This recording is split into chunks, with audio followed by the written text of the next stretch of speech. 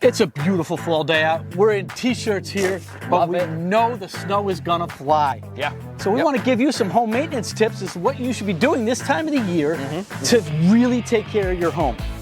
When the clocks change, that's an alarm that should go off that should tell you to check the batteries in your smoke detectors and your CO detectors. What else you got? That's huge. So, your furnace, you've got to make sure that when it's time to get the furnace turned into heat, baby, you turn off this air conditioning unit. There is a breaker in your electric panel that's going to shut off your air conditioning. If you accidentally turn that on during this winter, not good. The unit can break. It's really, really not good. If you're having a Bills party, somebody gets drunk and they need some, cool air, they turn that thing on by mistake and you didn't took the breaker, You're in trouble. Problem. You're in trouble. What about gutters? Gutters. Listen, the leaves have been falling. We know that. They're everywhere. They're filling up your gutters. The last thing that you want is those being plugged.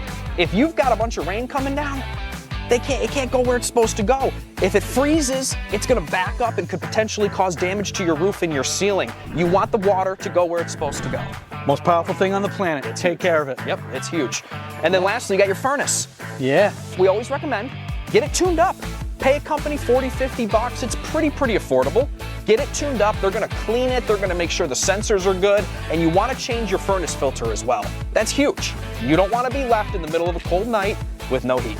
Listen, these are things you can do every time daylight saving changes happens. Yep. In the fall and then in the spring too. Right. If you're looking for more tips from the market dominators, like and follow us.